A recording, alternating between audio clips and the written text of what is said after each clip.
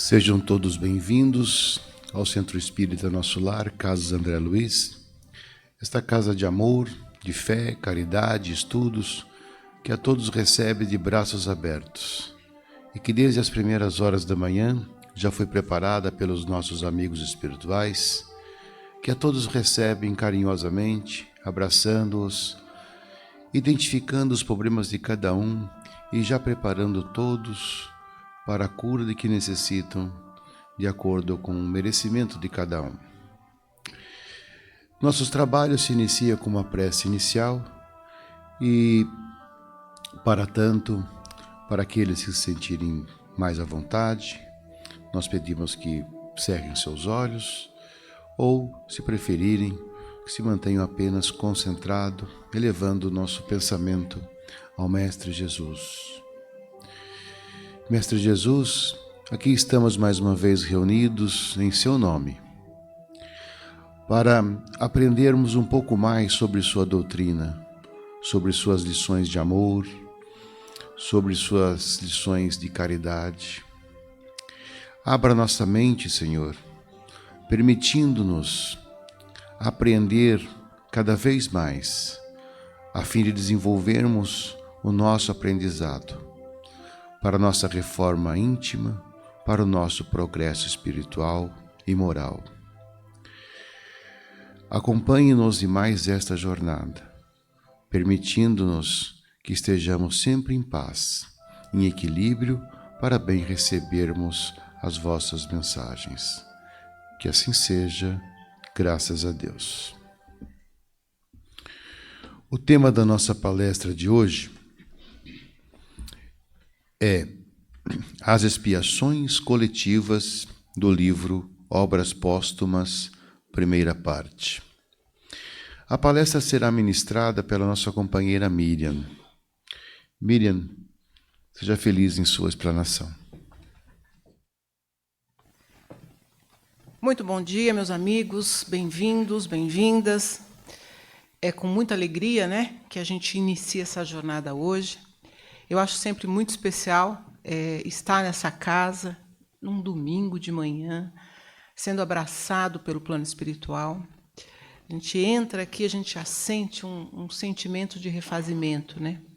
Diz que quando a gente tem a oportunidade de fazer, e o nosso companheiro estava dizendo, a gente está reunido em nome de Jesus, a gente está aqui juntos, em nome do nosso grande irmão. Diz que quando a gente faz esse movimento, eu sempre gosto de recordar isso, quando a gente faz esse movimento de parar um minuto, juntar os nossos corações, dar uma respiração coletiva, a gente está aumentando os pontos de luz do planeta. Cada grupo que se reúne no nosso planeta, querendo unificar o coração para o bem maior, é um pontinho de luz. Assim como nós estamos aqui, muitos grupos espirituais, muitos outros grupos estão se reunindo hoje.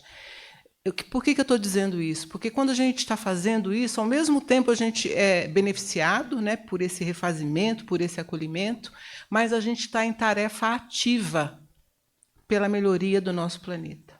Quando a gente acende a nossa luz, nos reunindo em nome do nosso Pai, nós estamos acendendo um pontinho de iluminação no nosso planeta, que está aí fazendo a transição dele. Então, muito bom poder estar aqui com vocês fazendo isso. Então, vocês estão trabalhando, é isso que eu estou querendo dizer. Não penso que vocês estão só aqui recebendo, não. A gente está em tarefa ativa. E para falar desse tema que a casa traz hoje, vamos combinar que não é simples, Falar das expiações coletivas não é uma tarefa simples.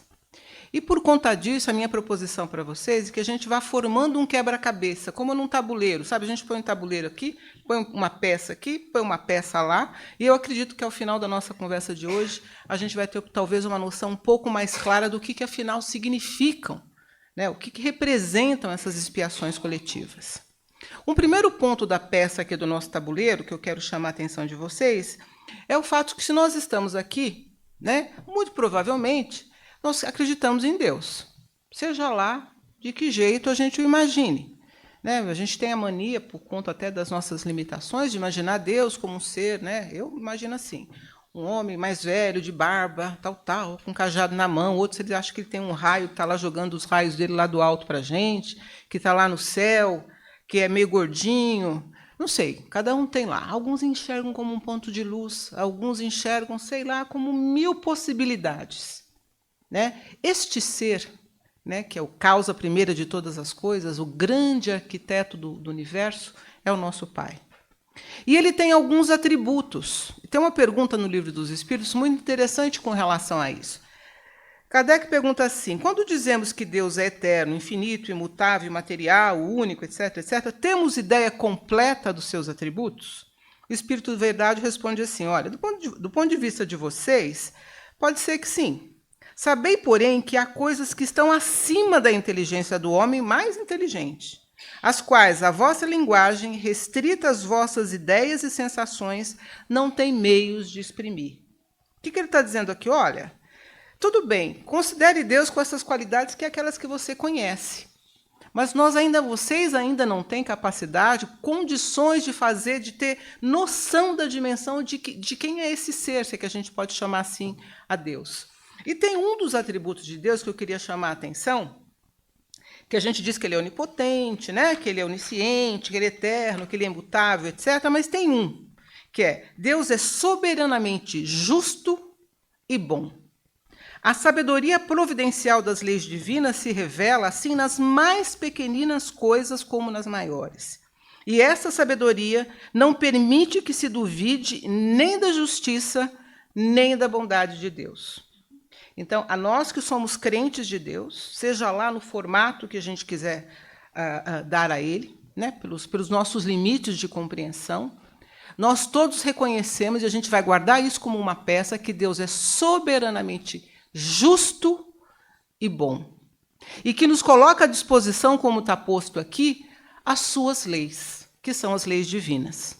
Alguns que frequentam a casa devem ver que a cada tempo a casa nos chama a atenção sobre quais são essas leis. Lei da justiça, lei da fraternidade, lei do amor, lei da conservação. Tem várias leis que regem o universo. O que são essas leis? Essas leis é o nosso grande guia. Se o senhor observar, se o senhor tiver dúvida de qual deve ser o seu comportamento, qual é a sua o que eu faço para ser um ser melhor, vai lá no Livro dos Espíritos, dá uma folheada e procura as leis divinas. Porque Deus nos deixou esse legado a dizer o seguinte: filho, eu estou te criando simples, né, ignorante, estou colocando você como um ser para fazer o seu aprendizado, mas eu lhe dou leis que lhe guiam o destino, que podem lhe guiar o destino. Quanto mais próximo você estiver dessas leis, mais rápido será o seu caminho de perfeição e você vai estar próximo da felicidade. Quanto mais eu me distancio dessas leis, mais eu preciso ter corrigendas, eu preciso me colocar. Eu estou falando eu, ser humano, né? Quanto mais eu me distancio do grande guia que o Pai nos dá, mais eu tenho que ter tarefas para poder voltar a esse trilho. Essas leis, dentre essas leis, existe uma em particular que eu gostaria de destacar para vocês, que é a lei de destruição. A gente não gosta, nós estamos falando de flagelos, nós estamos falando, né, das expiações coletivas, e é por isso que eu quero chamar a atenção desta lei, que é uma das leis divinas. Olha só o que diz essa lei. É a lei da natureza a destruição? Kardec está perguntando. O Espírito de Verdade responde: preciso é que tudo se destrua para renascer e regenerar. Porque o que chamais de destruição não passa de uma transformação, que tem por fim a renovação e melhoria dos seres vivos. Nós gostamos muito de falar da vida, né? A lei de conservação é uma lei que a gente gosta de falar. Mas a lei da destruição, ela é parte inerente, ela faz parte, ela compõe nascer e morrer são movimentos naturais dos seres humanos. Nessa nossa jornada evolutiva, aqui nesse planeta. O senhor está morrendo agora, não queria dizer para o senhor, não. As suas células estão aí, se deteriorando, mas também estão sendo renovadas. A cada dia, né, que se passa é um dia menos neste planeta. Não é quantos anos eu tenho, né, quantos anos eu tenho para diante, não quantos eu já vivi. O senhor já viveu uma determinada jornada, quer dizer, o tempo inteiro esse movimento de conservação, nascimento e morte está se processando. Faz parte das leis divinas. E por que eu destaquei em particular esta lei? Nós estamos falando de flagelo. Então, muito muitas vezes, aquilo que a gente enxerga como mal, como a destruição, como a desgraça, né? Digamos assim, nada mais é do que uma das leis divinas do nosso Pai se manifestando, e se manifestando para quê? Para a manutenção da ordem, para a chamada de que nós estamos fora do trilho e que é preciso, afinal, fazer um ajuste para continuar caminhando. Eu sei que ainda está um pouco confusa essa nossa conversa. Lembra que é um quebra-cabeça, né? Então, primeiro, Deus é infinitamente bom e justo. A lei de destruição, ela é igualmente benéfica, nascer e morrer é de igual qualidade, e mais, há quem diga que é muito mais fácil morrer do que nascer. Nascer, que a gente acha que é o máximo, né? Você tem que sair lá de um plano muito maior que você está, você tem que colocar essa vestimenta densa, que é esse corpo aqui, só tem que descer num planeta complicado, né? Ter que arcar com alguma circunstância, só se esquece de quem o senhor é, porque a gente nos é dado o esquecimento das nossas vidas pretéritas. Você tem que engatinhar, você tem que depender de um ser por 7, 10 anos para conseguir se manter. Olha, não é fácil nascer. Que morrer é muito mais simples, é libertação. Eu volto ao meu estado original. E aí eu quero voltar como um terceiro elemento do nosso quebra-cabeça, pegando esse gancho, que é a ideia de que nós somos espíritos. Nós estamos numa casa espírita. E a gente fala, eu sou aprendiz da doutrina espírita, mas todos os dias nós esquecemos de que nós somos espíritos na essência. Nós não somos essa vestimenta que está aqui. Nem eu, nem o senhor, nem ninguém. Este corpo físico, extremamente útil, que a gente tem que honrar, que a gente tem que cuidar, que a gente recebe quando respira, né? E ele fica conosco, é mais fiel que marido, tá, gente? Que mulher, marido, tudo. Só nos abandona no último segundo, quando o senhor está partindo, e às vezes a gente fica meio agarrado a ele, né? Não consegue se desligar muito do corpo. Esse instrumento material que o senhor está vestindo não é o senhor. Não é a senhora. É apenas uma jaqueta, um casaco que o senhor está usando para viver aqui. Por quê? Porque nesse planeta de terras e expiações, esse senhor vem reclamando aí. Meu Deus, quanta guerra, meu Deus, quanta morte, meu Deus, as pessoas são corruptas, meu Deus, quanta violência, meu Deus, sim, meu amigo, esse é um planeta de prova e expiação. Esse é o planeta que nos recebeu, sabe por quê? Porque nós vivemos essa dualidade ainda. Porque no nosso estágio evolutivo, nós precisamos destas provas para crescer. Essa é a nossa casa, a casa que é possível para nós nesse momento, com todas essas dificuldades. Mas, vou recordar, nós somos esse ser que veste esse casaco, que é o corpo físico, mas nós temos muitos corpos que nos compõem. E não vamos entrar nessa discussão aqui, porque ela é complexa. Diz que a gente tem, no mínimo, 7 corpos, né? O material, esse material, o mental, tal, até o astral, o mais sutil. São vários corpos que nos compõem. Agora, este corpo que está aqui, ele tem uma missão, ele tem uma função. Ele é a sua representação nesse mundo. E este ser, esse espírito que veste esse corpo, quando ele está aqui no planeta Terra, no mínimo, ele tem 3 grandes atribuições. Ele tem a atribuição de cuidar de si, ele tem a atribuição de se relacionar num ambiente de família, seja ela que família for, e ele tem também a atribuição, a característica de ter que se relacionar no meio social. Nós, em cada um desses elementos que nos compõem aqui no planeta, seja o senhor consigo mesmo, seja o senhor no seu núcleo familiar, seja o senhor na sociedade, nesses três aspectos, digamos assim, deste ser que está aqui encarnado, o senhor pode errar, e o senhor pode acertar. Às vezes, como pessoa única, o senhor é único. Não tem, mesmo os gêmeos idênticos, personalidades muitas vezes distintas, talentos distintos. O senhor é único, fruto da união de um homem e de uma mulher. Seja lá que configuração a gente possa querer dar para as relações hoje. O fato é que eu preciso de um espermatozoide, tá certo? E de um óvulo para criar um ser humano. Por enquanto, é assim ainda que a gente vem para a Terra. Eu preciso desses 2 elementos para compor um ser. O senhor é fruto dessa unidade, né? Dessa experiência. Então, o senhor diga ao seu pai e à sua mãe, independentemente de quem eles tenham sido, muito obrigado, muito obrigada. Não há um outro jeito de chegar neste planeta, por enquanto, que não seja pela ligação de um homem e de uma mulher.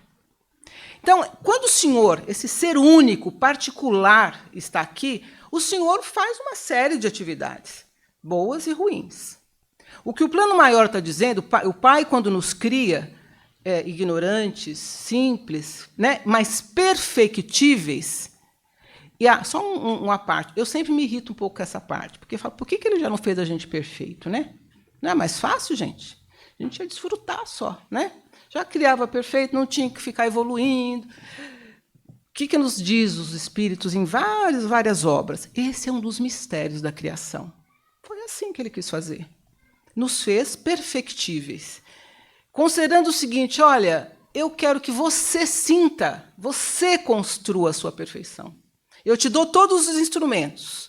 Eu te dou o corpo que você precisa no planeta, do estágio que você tiver. Eu te dou leis divinas que te guiam, que é uma daquelas que a gente estava falando. Te dou um anjo de guarda, todos nós temos, que a todo tempo vai estar nos lembrando de qual é a nossa missão e a nossa tarefa. Te dou inteligência, te dou várias condições para que você possa fazer a sua jornada. E te dou livre-arbítrio, para que você decida se você quer este ou aquele caminho. E quando você se decide por um caminho positivo, quando a sua semeadura é boa, a sua colheita naturalmente é boa. Se a sua semeadura como indivíduo, como cidadão, não for boa, meu amigo, inevitavelmente a colheita será igual. E aí, sabe o que vai acontecer? Se o senhor, como indivíduo, faz uma atitude que não é positiva, tá? Recorrentemente, o senhor cria uma necessidade de compensação para voltar para o trilho. E aí eu vou perguntar, você vai falar assim, então Deus vai me castigar lá na frente porque eu cometi tais erros? A resposta, Deus não castiga ninguém, lembra? Ele é soberanamente bom e justo. Sabe quem cobra o Senhor para que o Senhor volte para o trilho? Quem cobra você, quem cobra a mim, para que, num ato repetido que eu, como indivíduo, estou fazendo equivocadamente, tem uma única pessoa que vai cobrar o Senhor e a senhora. Quem nos cobra é a nossa consciência. A nossa consciência, o senhor pode até não acreditar nisso. Quando a gente vai lá para o plano espiritual, quando a gente volta e fala, meu Deus, olha o que eu fiz.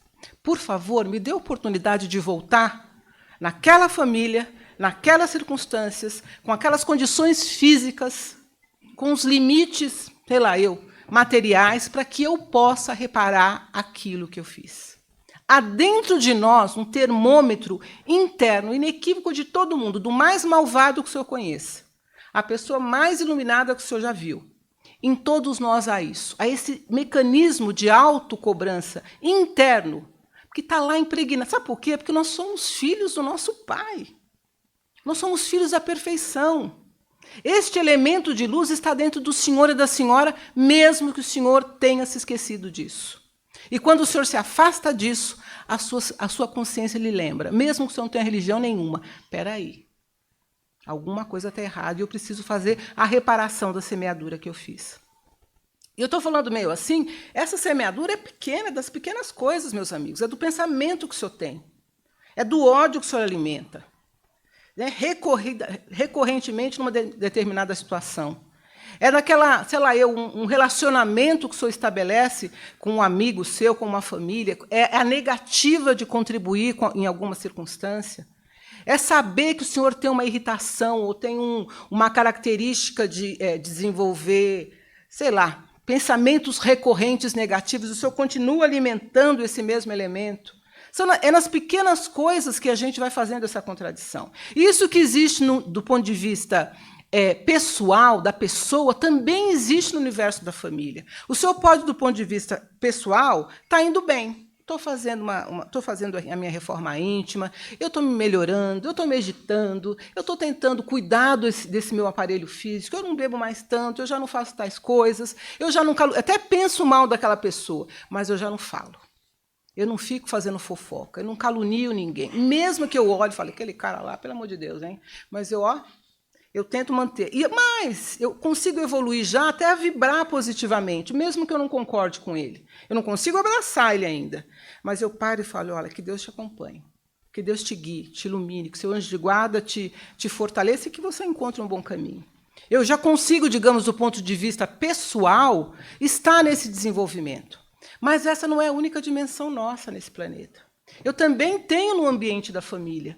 Às vezes o senhor está mó zen, né? Está lá meditando, estou zen. E a sua casa está de perna para o ar. Marido brigando, filho reclamando, a sua mãe demandando alguma coisa que o senhor não quer atender o celular, o senhor olha lá, não vou atender, não. Né? Um tio passando uma necessidade específica, pedindo o seu auxílio, às vezes nem é financeiro, auxílio da presença, e o senhor não tem. O senhor enche, o senhor tem a sorte de ter um bom emprego, enche o seu filho de celular, de televisão, sei lá, de jogos, para que o senhor possa descansar no sofá e não fazer a tarefa que o senhor se comprometer a fazer, que era de ser pai e de ser mãe. Dar à televisão e ao jogo do videogame essa responsabilidade, porque vamos combinar, né? Dá trabalho ser pai. Mas o senhor assumiu essa responsabilidade. Então, às vezes, eu estou bem no meu ambiente íntimo, mas no meu ambiente familiar está uma confusão. Eu não estou sendo presente, ou mais, eu sou o pai déspota. Eu sou aquele que fuma e critica o filho porque está fumando. Eu sou aquele que, nas reuniões familiares, eu não vou, porque eu não quero ter o trabalho de encarar aquela tia que eu sei que precisa de um amparo maior, mas que, pelo amor de Deus, ela é complicada. Agora, este núcleo familiar que o senhor veio, meu amigo, foi escolhido a dedo. A família que o senhor está, goste, o senhor não goste, foi escolhida a dedo, sabe por quem? Pelo senhor, pela senhora. Nós escolhemos a nossa família-mãe. Por conta do quê? Dos nossos elementos pretéritos, das nossas pendências, dos nossos méritos também anteriores. Foi assim que a gente compôs essa família, do jeitinho que ela está. Mesmo quando ela nos abandona. E há muitos casos de abandono. Mesmo nesses casos. Né? Existe toda uma preparação sendo feita. Então, percebam que nessa dimensão individual ou na dimensão da família, eu também estou fazendo o quê? Coisas positivas e coisas negativas. E a consciência desse grupo familiar vai fazer com o quê? Com que existam questões resgates, digamos assim, que devam ocorrer no universo da família. Uma família que humilhou um outro grupo social, uma família que recorrentemente teve um determinado padrão, é muito provável que numa próxima encarnação, que numa próxima vinda ao planeta, ela tenha que fazer algum tipo de compensação como núcleo de família. Não existem alguns exemplos, em vários livros da codificação, que às vezes uma família inteira morre num acidente. Ninguém entende. Ou uma família específica tem algum tipo de doença que ninguém consegue entender de onde é que surgiu. Às vezes, portanto, os resgates têm que ser feitos no nível da família. E aí, finalmente, nós chegamos no nosso tema de hoje, que são as expiações coletivas. Porque se no núcleo familiar eu assumo créditos e débitos, no núcleo do cidadão, também. O senhor acha que é por acaso que o senhor nasceu no Brasil? Que o senhor está aqui nessa cultura? Que o senhor está aqui neste meio onde o senhor está? O senhor acha que é por acaso que determinados países ou circunstâncias X, às vezes, estão sofrendo com tal ou qual questão? Não. Então, a sua responsabilidade, meu amigo, como cidadão, é tão importante quanto a sua responsabilidade na família, quanto a sua responsabilidade consigo mesmo. Porque no grupo social onde o senhor está, inclusive, quando o senhor diz, olha, quer saber? Não vou me meter nessa discussão aí, porque isso é uma questão geral da política. Eu sei que está tendo corrupção, e aí eu fecho o olho, eu finjo que eu não estou vendo. Ou eu acirro ódios, e aqui no nosso país a gente presenciou, né? Numa eleição onde os ódios ficaram acirrados, e eu fico alimentando esse ódio, de um lado ou de outro. Ou eu simplesmente, quando eu vejo que eu poderia ter uma ação de conciliação, sabe o que eu faço? Caio fora, que eu não quero me meter nessa confusão. Ou eu continuo poluindo um planeta, né? E poluindo, por exemplo, um país que tem todos os biomas, todos. Nós temos Cerrado, Mata Atlântica, a gente tem rio, a gente tem sol. País abençoado por Deus, como se diz por aí. A gente tem todas as condições de plantio e tem gente que passa fome. Como é que pode passar fome no Brasil? Como é que pode? Né, com a área agriculturável que a gente tem. Então, esse ambiente coletivo que nós vivemos, pela nossa omissão ou pela nossa ação, nós vamos assumindo compromissos coletivos. E antes que o senhor comece a pensar lá na guerra da União Soviética, meu Deus, aquele povo lá, mas não sei por que eles estão espiando aquilo. Eu quero que o senhor volte e pense no nosso país, que há poucos anos atrás tinha escravidão. De que lado será que o senhor estava como cidadão? Será que o senhor era o escravo? Será que o senhor era o feitor? Será que o senhor era o dono da fazenda, cruel? Ou será aquele que participou dos movimentos de libertação? Muito provavelmente, a maioria de nós que estamos aqui passamos por isso. Passamos por por um das que a gente diz, eu vou usar um termo que não é usado na doutrina, mas que é comum de se falar, que é o tal do karma. Muito provavelmente, todos aqueles que experimentaram a escravidão aqui neste país adquiriu, sim, um compromisso, entre aspas, me permitam usar esse termo, kármico, e que terá que ser resgatado de alguma forma. Por quê? Porque aí é a consciência, não é Deus que está jogando raios, barbudo, lá do alto. A nossa consciência coletiva, para que ela se sinta, não, eu posso continuar crescendo, ela reclama por esse resgate. E é neste contexto, é neste, digamos, tabuleiro, nesse quebra-cabeça que se insere a questão das expiações coletivas. Seja lá em que lugar deste planeta que ela está acontecendo. Lembrando que Deus é justo. Lembrando que nós somos seres que nos comprometemos nas várias dimensões e que somos espíritos. Lembrando que a destruição faz parte do desenvolvimento do crescimento. Aonde quer que essas cenas estejam acontecendo, elas estão acontecendo em conformidade com isso. Porque aquele conjunto, aquela coletividade, aquele grupo de pessoas reclamou como forma de compensar questões pretéritas que aquilo acontecesse. Eu sei que eu ouvi isso, e eu quando estava preparando isso, eu fiquei pensando, não é fácil escutar isso. Se o seu filho estava lá na boate Esqueci Kiss, onde alguns morreram asfixiados e queimados. Não é fácil a gente falar isso se alguns dos que estão aqui estavam com algum parente no avião da TAM que caiu e despencou.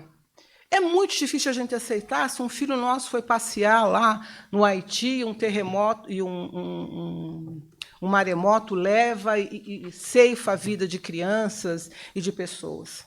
Então, há uma contradição que se coloca quando a gente olha a situação, apenas observando de forma rasa e fala, mas para ali tinha criança, que não tem nada a ver com isso.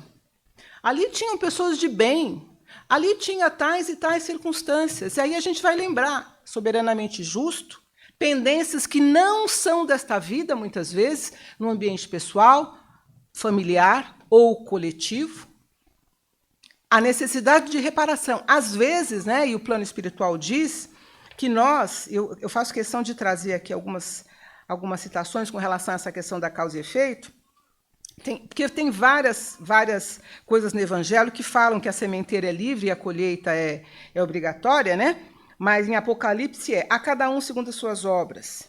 Ou, em verdade eu te digo que não sairás da prisão enquanto não pagares o último centavo. Isso é Mateus falando. Há também, depois, várias exposições em obras da codificação, como desencarnações coletivas, no livro do Chico, de um livro do Chico Xavier, que fala que guerreiros do passado que destruíam cidades, arrasavam lares, matando mulheres e crianças sobre os escombros de suas casas e, portanto, fazendo milhares de vítimas, esses espíritos reencarnam na Terra em novos corpos, atraídos por uma força magnética, pelos crimes praticados coletivamente. Eles se reúnem em determinadas circunstâncias e sofrem na pele por meio, por exemplo, de um terremoto, ele cita aqui. Há uma outra citação também do André Luiz, no livro Ação e Reação, que esclarece que piratas que afundaram e saquearam criminosamente embarcações indefesas no dorso do mar em determinado século, ceifando muitas vidas, depois eles desencarnam, por exemplo, em desastres aéreos. Ele cita um caso que aconteceu no Rio de Janeiro, na década de 60, de um circo que queimou e etc. E muitas crianças morreram. E foi um momento muito, muito dolorido para o Brasil.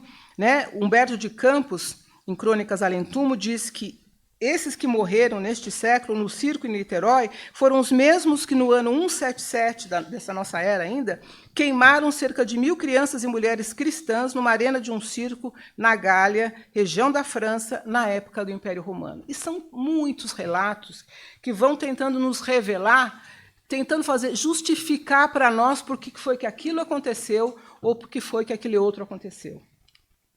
Mas eu quero dizer aos senhores que nós não estamos aqui para ficar falando por que aconteceu a guerra, não sei de onde, etc, etc. Porque a gente é meio fofoqueiro, né? Vamos combinar.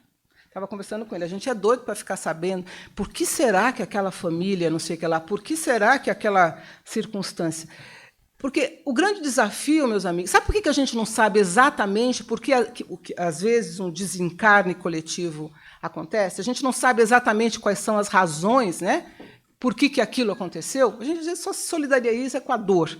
Mas a gente não sabe por que aconteceu exatamente. Quem são aqueles espíritos que foram atraídos para aquela circunstância? Ou que foram excluídos dali, né? Muitos são inspirados e, cara, não vai lá, não embarca. Né? Muitos relatos nesta linha também. Sabe por que a gente não sabe? Porque não interessa. Simples assim. Para de ser fofoqueiro. Não interessa saber exatamente o que aconteceu com aquela família naquele dia. O pedido aqui da casa para essa reflexão é o que o senhor está fazendo no seu país, na sua vida familiar, na sua vida pessoal. Porque aquilo que o senhor está fazendo hoje, aqui coletivamente, insisto, na sua família, no seu ser mais íntimo, terá consequências futuras. Essa reflexão para ser feita. O que eu estou fazendo da minha vida? Que cidadão que eu sou? Que mãe, que pai, que companheiro que eu sou? Quando esses exemplos acontecem, né, e o plano espiritual nos pede para simplesmente lembrar que isso faz parte da justiça divina, não por maldição, por erro, porque Deus é malvado, porque nós, estou insistindo, a gente, pela nossa consciência, exige compensação. Exige a reparação. O desafio aqui é o que o senhor pode fazer. O que o senhor está fazendo da sua vida? Lembrando que este plano aqui está posto, está dado. O plano maior já nos informou que é assim que acontece. E eu sempre que eu vejo esse tema, eu me lembro, eu tenho a oportunidade de viajar muito por conta do meu trabalho, e eu faço trabalho de responsabilidade social e na área ambiental. Eu queria falar dessa historinha de uma coisinha do Chico para a gente não ficar fazendo julgamento, já que o tempo aqui encerrou. Mas eu estava viajando bem pelo sertão do Brasil. Gente, é longe. Longe, você desce lá no Piauí, aí depois você pega um carro, você anda mais 80 quilômetros, aí você anda mais um pouco e chega lá numa comunidade quilombola que eu estava trabalhando. E eu estava fazendo um trabalho em escola com crianças de 8, 10 anos e discutindo sustentabilidade. Eles tinham que discutir o que era esse conceito. E eu nunca me esqueci de um menininho de uns 8 anos, bem mirradinho assim, ele desenhou uma bola, escreveu assim: sustentabilidade é quando a gente aprende que está tudo dentro. Foi assim que ele definiu. E aí depois a gente faz uma roda, né? E cada um começa a explicar o seu desenho. E eu achei a definição desse moleque perfeita, tanto que eu quase mudei de lado. Eu falei: quer vir aqui, você ensina e eu fico aqui aprendendo? Ele falou o seguinte: olha, a minha mãe, ela varre a casa. E a minha casa é muito limpa. Ele mora numa casa de chão batido, tá? A minha casa é muito limpa. Aí a minha mãe varre todas as folhas e ela deixa as folhas, né, e a sujeira na porta da minha casa e empurra um pouquinho para a casa da minha vizinha. O que minha mãe não entendeu, ele falou isso, o que minha mãe não entendeu é que está tudo dentro. Ela pode tirar da minha casa, mas ela está jogando no planeta. Eu olhei para a cara do moleque. Depois ele falou, quando a pessoa...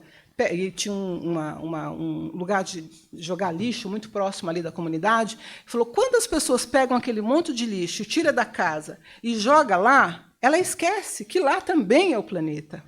Portanto, está tudo dentro. Eu achei uma definição fantástica de sustentabilidade. E nós, hoje, com uma das grandes catástrofes que aconteceu conosco, que foi a questão do Covid, aprendemos a lição que esse menininho me ensinou.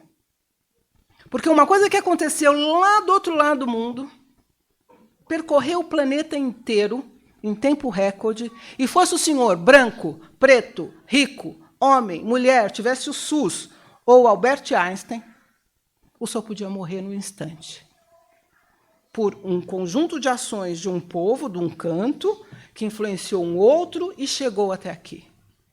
A nos provar e a nos dizer, nós somos um ser coletivo, nada está fora, está tudo dentro deste planeta.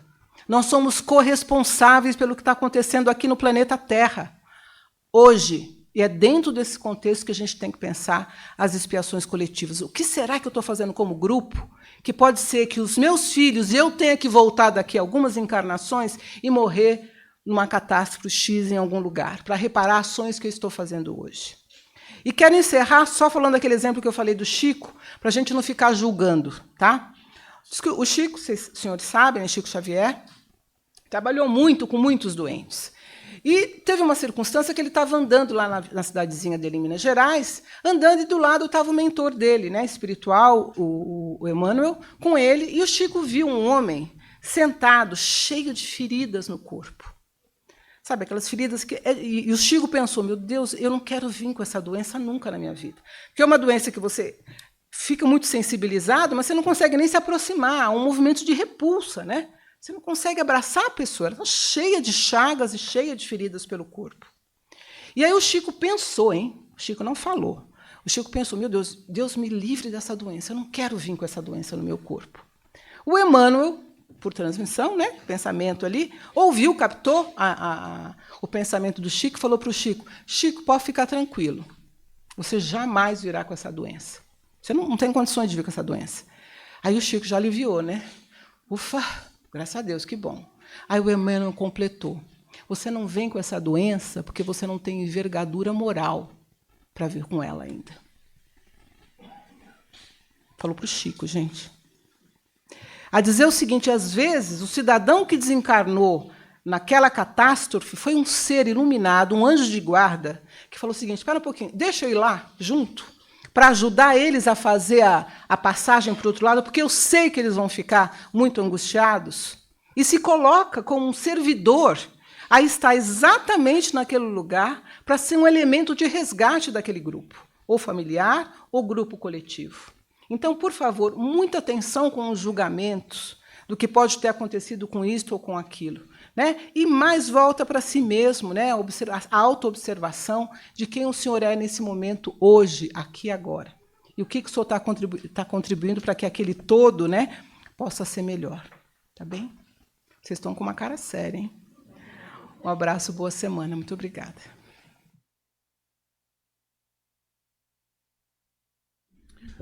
Obrigado, Miriam, pela palestra.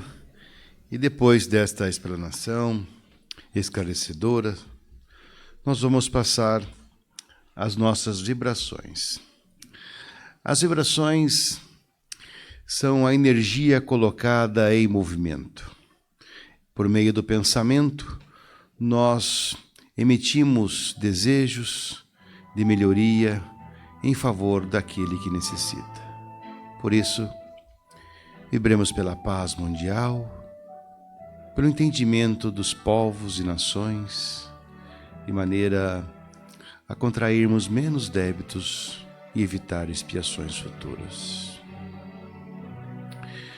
Vibremos pela preservação do meio ambiente, para a construção de um país sustentável. Vibremos pelas vítimas dos acidentes naturais, das catástrofes, que propiciam tanto sofrimento, para que, compreendendo as razões divinas, possamos melhor aceitá-las. Vibremos. Vibremos pela nossa paz, pela nossa família, pelos nossos amigos, pelos nossos familiares, para que sejamos sempre em paz conosco e com os nossos próximos. Que assim seja, graças a Deus. Mestre Jesus, nós vos agradecemos por mais esta oportunidade de aprendizado. Mais um pouquinho de informação que hoje obtivemos, visando ao nosso aprimoramento intelectual e, sobretudo, moral. Senhor, permita-nos que coloquemos em prática os nossos ensinamentos que nos foram transmitidos. Permita-nos, Senhor, que sejamos abertos às compreensões dos diferentes entendimentos para que possamos construir uma vida melhor. Que assim seja, graças a Deus.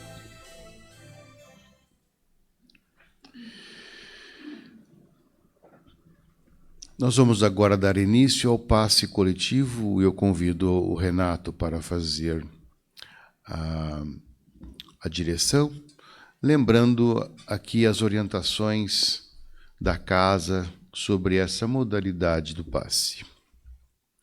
O passe coletivo é o momento em que se direcionam a emissão de fluidos para envolver a todos no mesmo clima fluídico, com auxílio da espiritualidade, como é o nosso caso que oferecemos o passe espiritual magnético. A espiritualidade conhecedora de nossas necessidades nos ampara individualmente. Por isso, tenho certeza que todos receberão o mesmo auxílio que é oferecido na Câmara de Passes e em outras modalidades de passe. Renato, obrigado.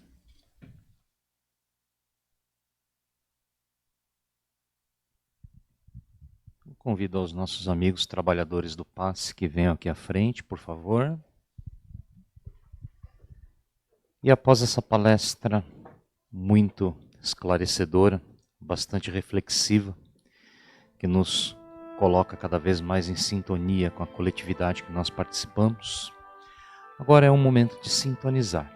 Sintonizar com a espiritualidade maior, sintonizar com Jesus, trazer Jesus para dentro de nossos corações, pedindo muita paz, saúde, amor e equilíbrio.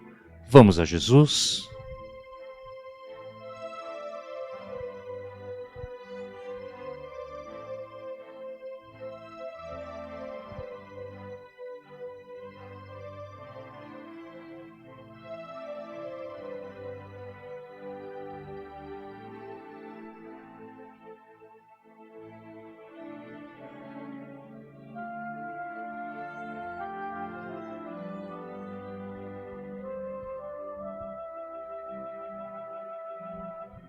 Graças a Deus.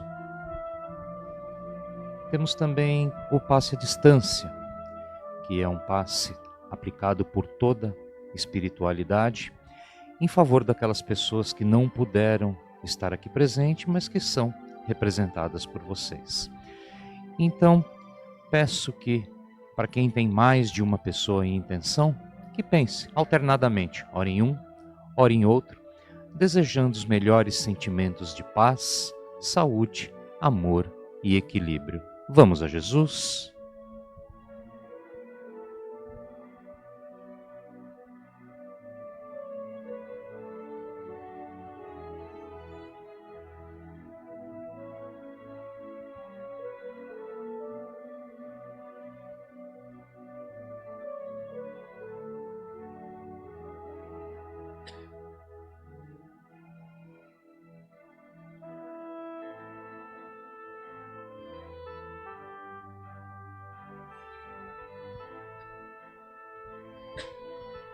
E agradecidos à imensa misericórdia divina, esperamos continuar este tratamento na próxima semana.